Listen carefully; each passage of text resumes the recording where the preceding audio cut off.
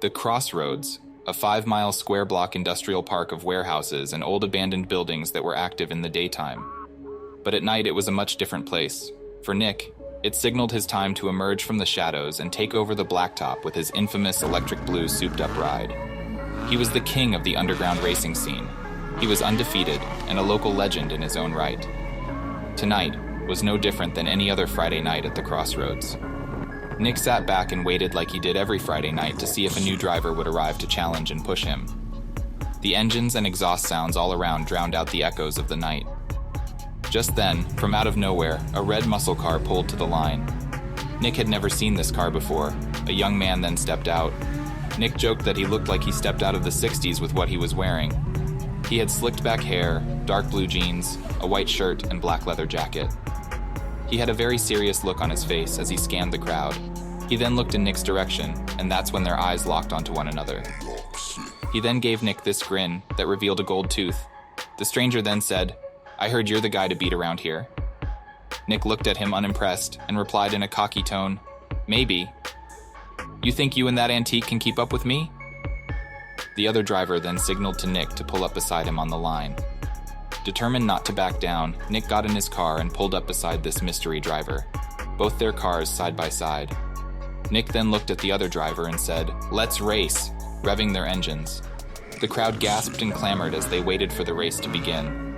The stranger then reached down at his feet and picked up and placed a little gold skull on his dash with red ruby eyes.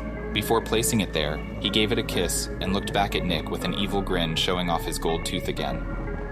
Nick then hesitated for a moment and looked away. In that moment he felt uneasy, and if he was forgetting something but couldn't remember what it was.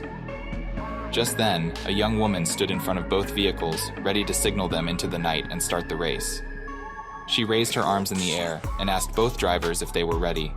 Both drivers flashed their headlights acknowledging her.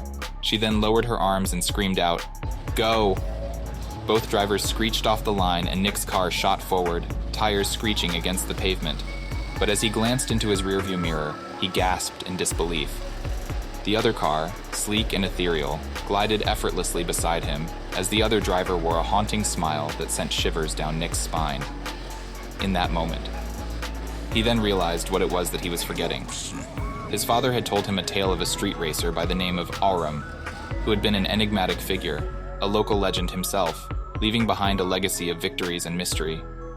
He always placed a gold skull on his dash before every race, up until his death, a death shrouded in mystery, his body unrecognizable. He was badly burned. Only way he was identified was his dental records and a single gold tooth. Every racer knew the story. It happened in this same area, the same grounds they all race at today, but it looked so much different back then, over 60 years ago. Nick then pushed his car to its limits, his heart pounding with adrenaline and fear.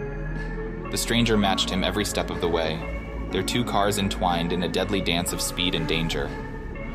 As they hurtled through the empty streets, a sense of foreboding settled over Nick. There was something undeniably supernatural about his opponent, but Nick immediately blew off his feelings of angst. Maybe he's just a copycat, he thought.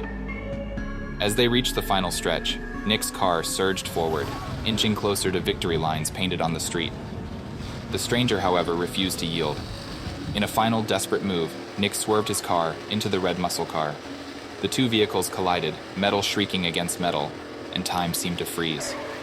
Then there was a flash of light. When the smoke cleared, only silence remained. Nick's car lay wrecked and motionless, a testament to the price he had paid for his obsession. And there, standing amidst the wreckage, was the stranger, his ethereal form fading away into the night along with his car. As the realization sank in, Nick understood the price he had paid for his reckless ambition. The ghost of Aurum had served as a cautionary tale, a reminder of the dangers that lay in chasing fame and victory without considering the consequences. From that day forward, the local city streets were haunted not only by Aurum's ghostly presence, but also by the lingering echoes of Nick's ill-fated race. Their legends intertwined, a reminder to all who dared challenge the limits of speed and the forces beyond human comprehension.